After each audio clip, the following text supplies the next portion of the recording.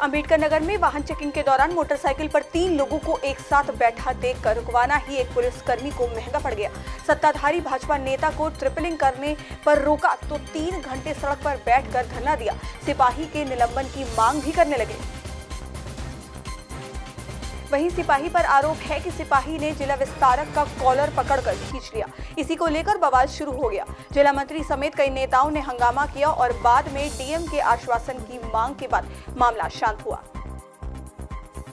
शाम को वाहन चेकिंग जो चल रहा था उसमें जो है कोतवाली की तरह बाकी टीमें भी चेकिंग में लगी हुई थी।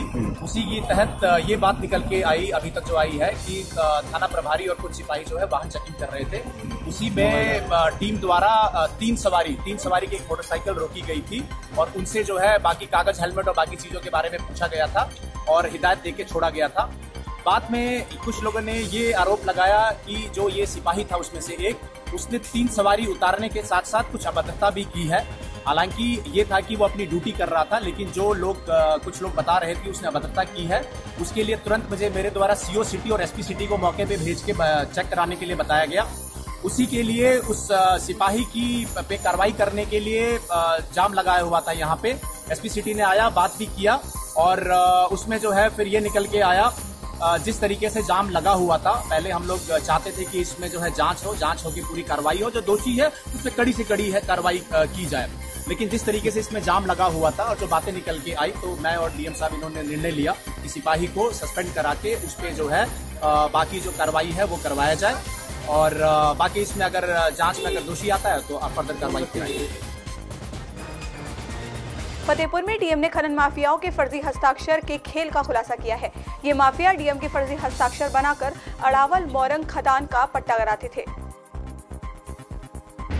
एक प्रकरण खनन विभाग में आया जिसमें शेषनाथ पांडे जनपद फैजाबाद और शिव कुमार फतेहपुर के 2 लोग के नाम आए हुए हैं, जिन्होंने एक प्रार्थना पत्र दिया था कि हमें 21 में 2018 को ये परमिशन तत्कालीन जिलाधिकारी श्री कुमार प्रसाद जी ने प्रदान किया है और इसकी रॉयल्टी जमा करा ली जाए निजी भूमि से खनन के पर्पज से।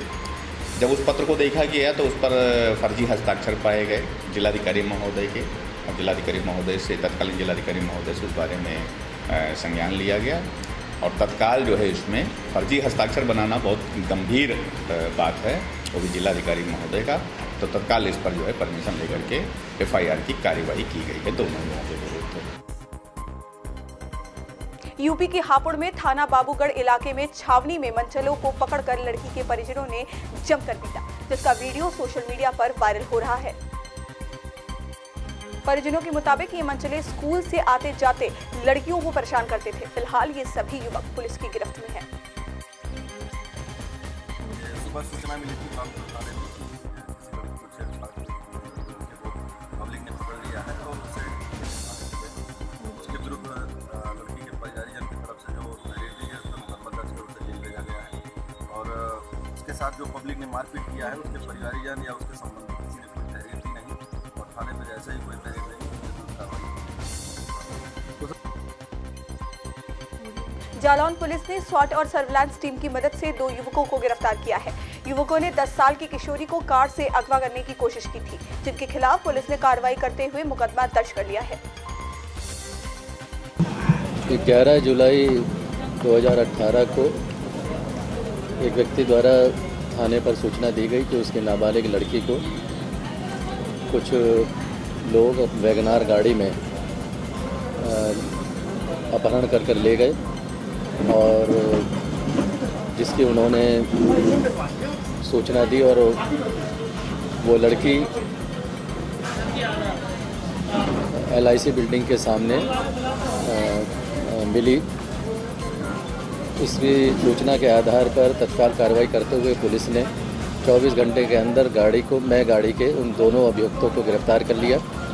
उसमें एक चैनू उर्फ आकाश अग्रवाल जो कि उरई का रहने वाला था और दूसरा आकाश अग्रवाल वो कोच का रहने वाला था। दोनों आपस में रिश्तेदार थे। उन्होंने अपने बयानों में स्वीकार किया है कि उन लोगों ने उस नाबालिग बच्ची को जालौन में नारो भास्कर के पास अपहरण किया था। कन्नौज में एक कार फगुआ ईशान नदी के पुल के पास डिवाइडर से टकरा गई, जिससे 6 लोग गंभीर रूप से घायल हो गए हैं। सभी घायलों को राजकीय मेडिकल कॉलेज में भर्ती कराया गया है। यूपी के मुरादाबाद में एक अनोखा मामला सामने आया है, जहां एक जालसाज ने खुद को दरोगा बताकर एक कारोबारी से वॉशिंग मशीन घर भिजवाने को कहा। जब कारोबारी ने फर्जी दरोगा की बात मानकर वॉशिंग मशीन चौकी पर भिजवाई तो फर्जी दरोगा की पोल खुल गई,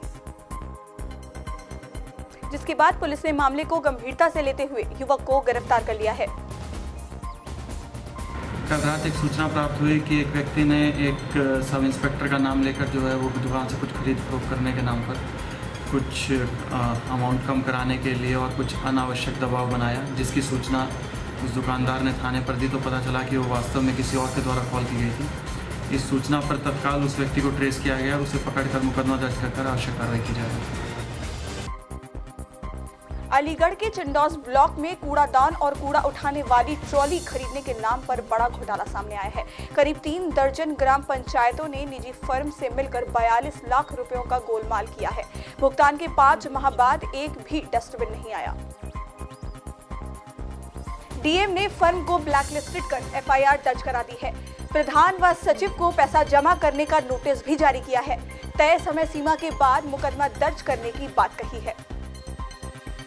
ब्लॉक में एक मामला संज्ञान में आया था, जिसमें करीब 29 ग्राम पंचायतें हैं, जिन्होंने एक कंपनी थी जिससे डस्टबिन सफाई के लिए डस्टबिन सप्लाई लेना था और उसका ग्राम पंचायतों ने पैसा जनवरी महीने में ट्रांसफ़र किया है प्रधान और सचिव के संयुक्त हस्ताक्षर से। शिकायत संज्ञान में आया था कि उसने संस्था में सामान सप्लाई नहीं किया, तो वो शिकायत की हमने डीपीआरओ को दिया जाँच के लिए। डीपीआरओ ने पूरी जाँच कर ली। उसमें पहली बात तो संस्था का कोई बहुत अच्छी कोई ख्याति नहीं, ना उसका कोई मतलब जो फॉर्मेलिटीज़ पूरी करनी थी वो फॉर्मेलिटी पूरी नहीं थी। नंबर 2, पैसा पूरा संस्था को इन लोगों ने बिना सामान सप्लाई किए, बिना सामान की गुणवत्ता का परीक्षण किए ट्रांसफ़र कर दिया था ग्राम पंचायत को। और इसमें यह बताया गया कि जो वर्तमान ग्राम प्रमुख हैं उनके कोई प्रतिनिधि हैं, उन्होंने सारे प्रधानों को घोषित किया कि इसको इस संस्था से खरीदा जाए। तो सारे प्रकरण को संज्ञान में लेते हुए जब मेरे पास रिपोर्ट आई तो मैंने संबंधित संस्था के विरुद्ध एफआईआर दर्ज कराया है और ब्लैकलिस्ट करने के लिए उसकी कार्रवाई कर रहे हैं। 120 में हम उनको भी मुलजिम बनाएंगे जिन्होंने संस्था से सामान खरीदने के लिए लोगों को मजबूर किया।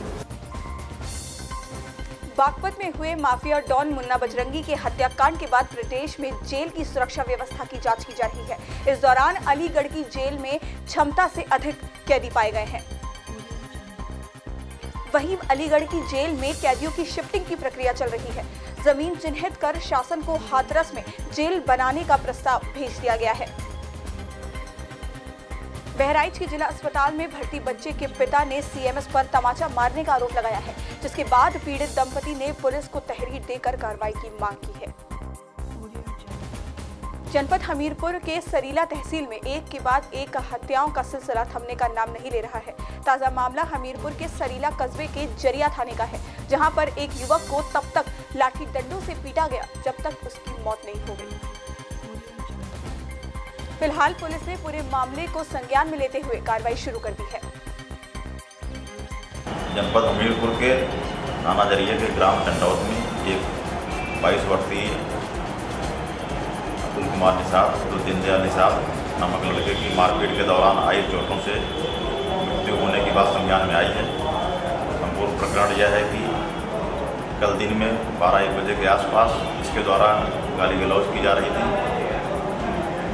मृतक के पिता द्वारा मना करने पर उसको भी गाली गलौज की गई और उसको गला दबा करके जमीन पर गिरा करके मारने का प्रयास किया गया।